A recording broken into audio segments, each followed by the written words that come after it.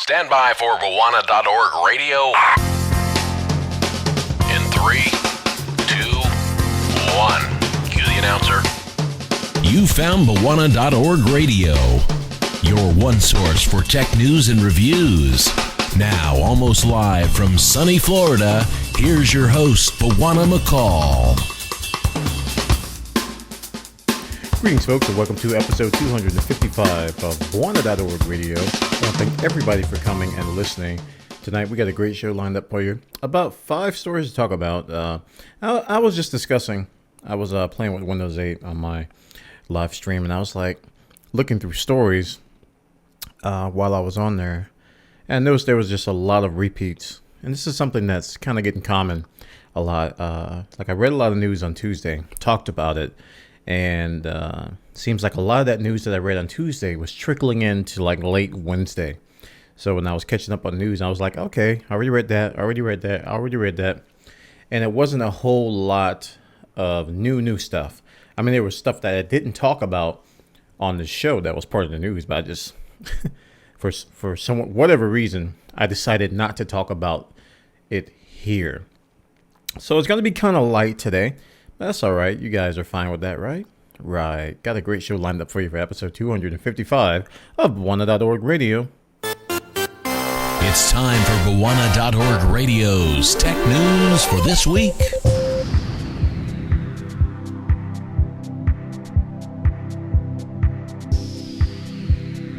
And for our first story, we're going to talk about iOS with Apple. The guys over at Apple have released an update 6.01 for iOS devices that are iOS 6 compatible. This update promises to fix a nagging bug that's been the thorn of the sides of many Apple faithful, and that is the infamous Wi-Fi bug.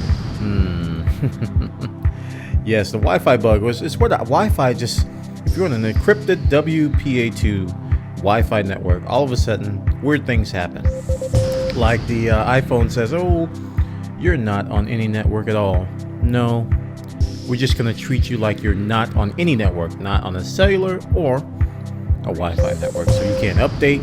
You start using an app that requires net access, and it's like, wait a second, you need to connect to the internet first. I experienced a lot of these little glitches here and there. They weren't consistent and they weren't prevalent, but when they did happen, it was very annoying. So this update promises to fix that particular issue. I know some of you out there may have experienced different types of Wi-Fi issues, including updating software. And they got one that says this fixes a bug that prevents iPhone 5 users from installing software updates over the air. So it's kind of a catch-22, right? It fixes a bug for installing software updates, but you have to install the software update first. But the friends over the unofficial Apple weblog, friends of this post, Engadget, they've already posted that iPhone 5 owners need to download an updater app. So they need to download an app to update the updater so that it can fix these issues. Now, in the grand scheme of things, these are fairly minor issues. They're not earth-shattering. I mean, the Wi-Fi thing was more annoying than anything. And this kind of leads me to a discussion about, I talked about last show, Scott Forstall leaving the company. And, you know, some people out there may think, oh, this is the last remnants of Scott Forstall. You know, once he's gone, we're not going to see anything like this anymore. Well, I think we are. But just going back to that point, I don't really think Scott Forstall did a terrible job. I mean, I think back to the very first iteration of the iPhone and where we are today. And it is a better experience today than we were in the beginning.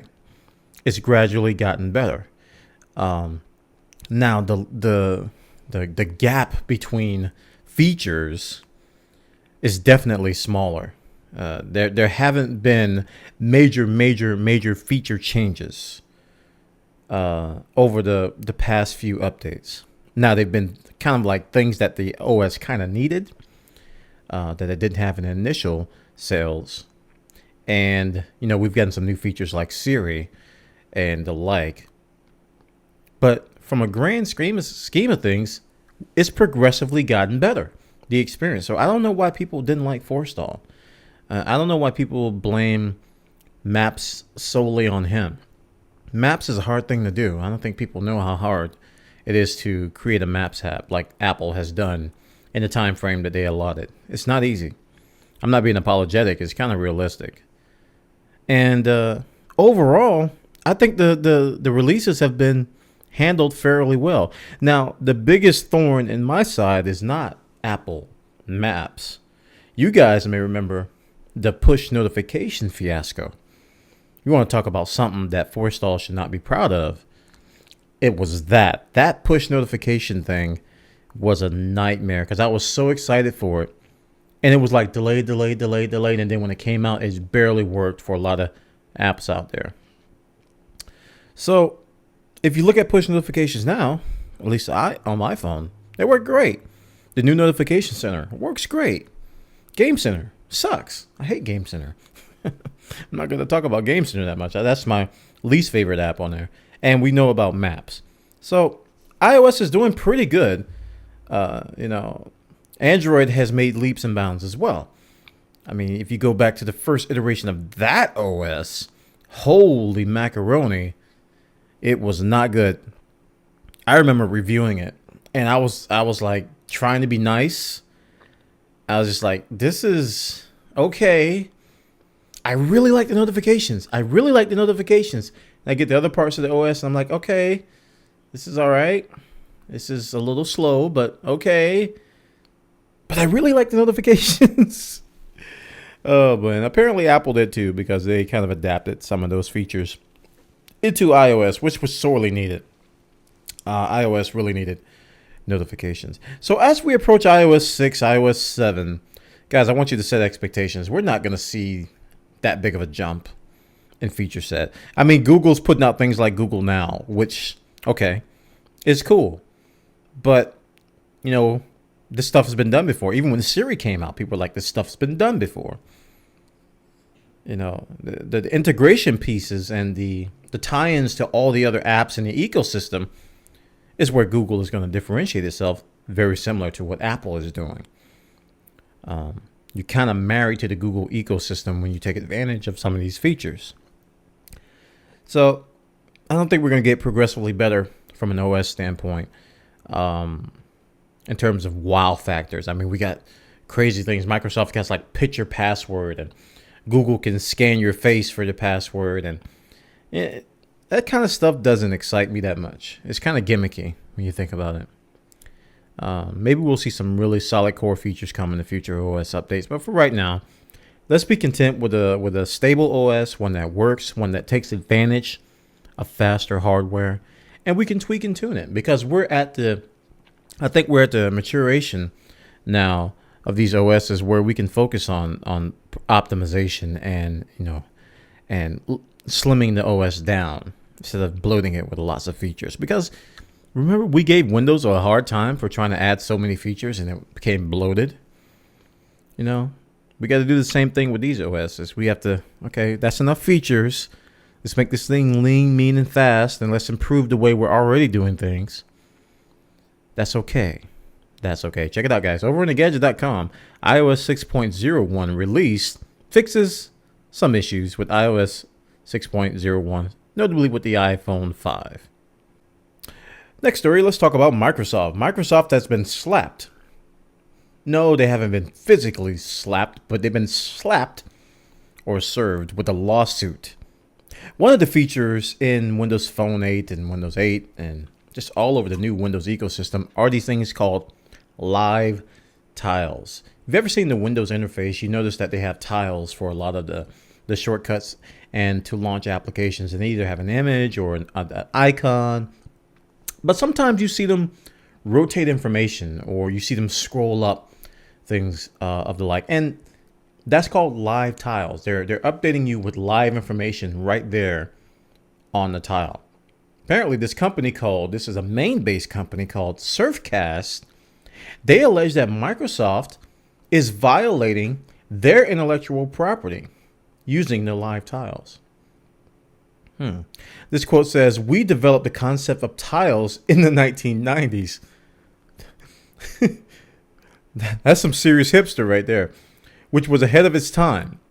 Of course, Microsoft's Live Tiles are the centerpiece of Microsoft's new operating systems and are covered by our patent.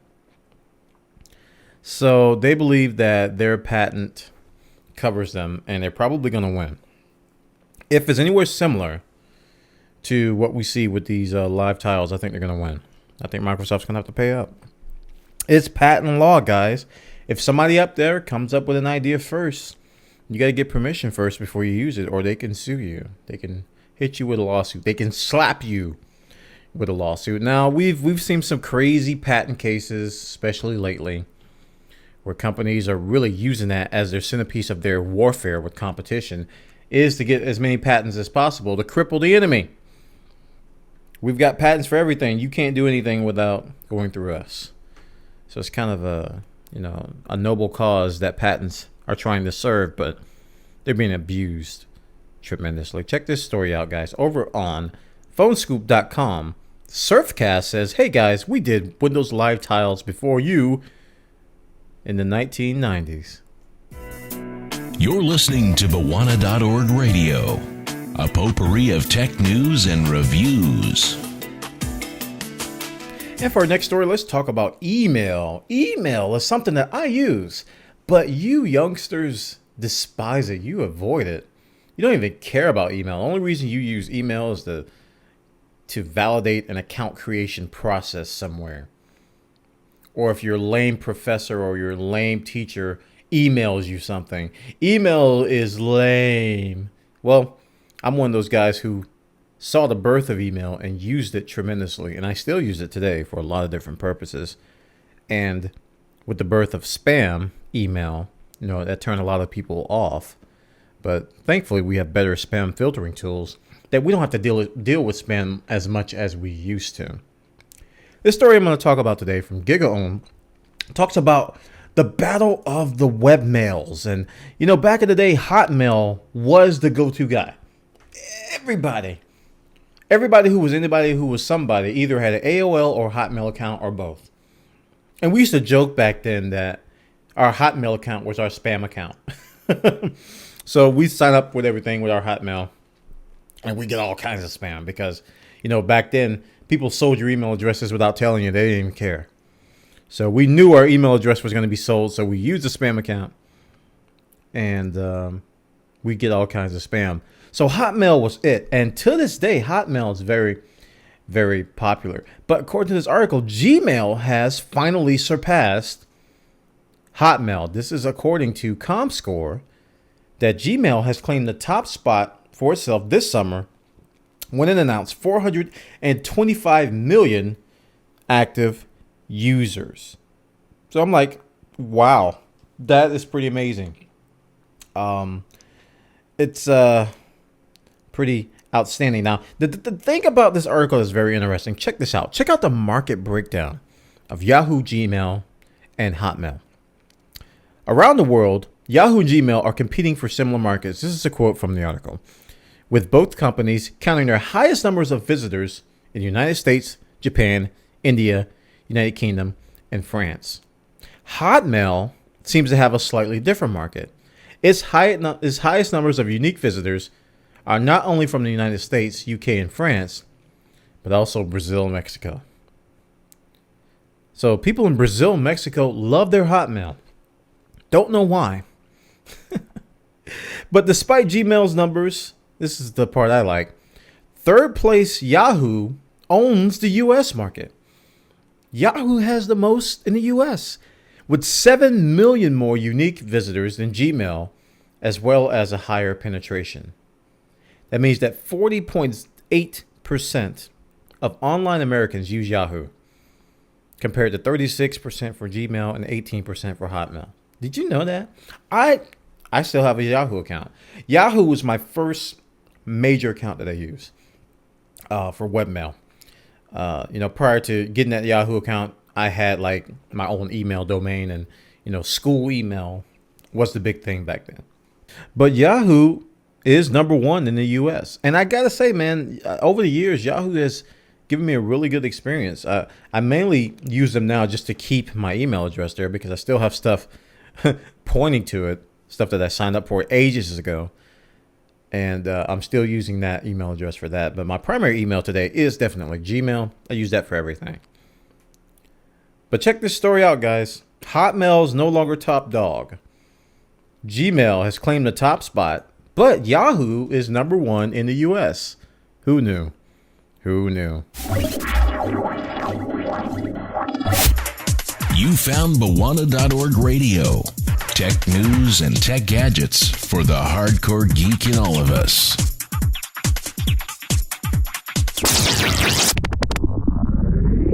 And for our next story, we're going to talk about Google Drive. What? Yes, Google Drive. This is Google's online hard drive. You guys probably never heard of this. You know, Google kind of converted Google Docs to a Google Drive where you can not only create and store your docs and Excel spreadsheets, but you can upload anything, giving it, direct comparisons to Dropbox and SkyDrive and Box.net and other sites of the storage variety in the internet. One thing Google Drive has announced, according to this article over on /gear.com, Google Drive has announced direct sharing to Google+. Now, this reminds me of, I don't know if you guys remember Google Wave. Oh, Google Wave. So hyped up. People would kill for invites. It was the future of communication. No longer will we use email. No longer will we have to use anything else other than Google Wave. Here, let me send you a wave because it's the sci-fi reference. Google Wave is here to stay. It's the future. It's gone. Google Wave is no more. But this really reminds me of that because you can actually share documents, and they're rich documents, right over Google+. And I use Google+ a lot. It's my primary major social network. I don't consider Google+ and Twitter to be competitors. Twitter is more of a different type of beast. But, Google+ is my main social network. And, you can share PowerPoints. And, not only can you, share your thoughts in about 4 or 5 paragraphs, because some people use this as a platform for blogging. But you can put your own little presentation inside of it. Or put a rich document. Or share whatever you want. Pictures, music. I don't know if music works. Music probably will work. I'm going to test that. You want to share an MP3 file? I'm thinking about storing my Bwana.org radio episodes up there and see how that comes out when I embed it. If it gives me an embedded player on Google+, oh man, I might have to do that because that's my biggest problem right now with sharing these episodes on Google+, is that I have to use the YouTube video. Otherwise, people have to go to the website, they have to click the play button, or they have to subscribe to the RSS, and a majority of people on Google Plus aren't going to take those extra efforts unless they really, really like me. So, this is a good thing. It's not, earth-shattering and, it's not going to make or break anything from Google. It's not going to put anybody out of business, but it's just a nice to have. And hopefully I can find a way to take care of or take advantage of this. Check it out, guys. Over on /gear.com, they got the details over there. And for our final story, we're going to talk about the Wikipad. Wikipedia? No, the Wikipad. You guys never heard of this? The Wikipad was a highly anticipated, or it is a highly anticipated Android gaming tablet. It's essentially like a PSP or a 3DS, but it's all Android. Was supposed to be released on October 31st, but oh no. Bad news. Bad news is that it's going to be delayed. The developers have updated us and let us know that the Wikipad team has been relentlessly working with our manufacturers and partners to perfect the Wikipad bundle to ensure our first product is the best tablet and entertainment experience at launch. There is a last-minute opportunity to enhance the Wikipad bundle, as well as a minor refinement needed to ensure our first customers are completely satisfied with the Wikipad. So it sounds like they found some critical bugs, something that's going to really ruin the experience. And, they probably could have launched with it, but it would have gave, a very bad first impression, and you never get a second chance to do that. In case you're wondering, the Wikipad features an NVIDIA Tegra 3 processor It's running at 1.4 gigahertz, has a gigabyte of RAM, and it has a 10.1-inch 1280 by 800 display, and is being marketed as an Android tablet for gamers. Now, I saw a related article, and I didn't read it, but I saw the headline, that they said gaming on the Android was pretty much a ghost town. And I find that hard to believe. I don't use Android anymore. I tried some of the games on there. They weren't bad. They weren't terrible. What do you guys think? Is Android gaming a dead end? Is it something that's not happening? Is this Wikipad going to fail? Is this Wikipad something that's sorely needed to inject life into Android gaming? I don't know. I look at the screenshots of it, and they do have a Skype icon, which is cool. I imagine it's going to have a lot of Android features. I don't know if it's going to have I don't think it's going to have a radio in it. I don't think it's going to have 3G or LTE or anything like that. But I guarantee it'll have Wi-Fi. Looks like a solid device. It's got a decent design. It's not, the most futuristic ergonomic thing that makes the PSP or the PS Vita look like a joke. But it doesn't look bad. But the bigger question is, will Android be able to sustain this device through the market? It's a good question. Check this story out, guys, over on /gear. The Wikipad has been delayed indefinitely until they can fix these issues that are plaguing the launch. And that concludes episode 255 of Bwana.org Radio. I want to thank everybody for listening. Told you it was going to be a short one. You guys remember Bwana.org Radio. We'd have those occasional 20-minute shows.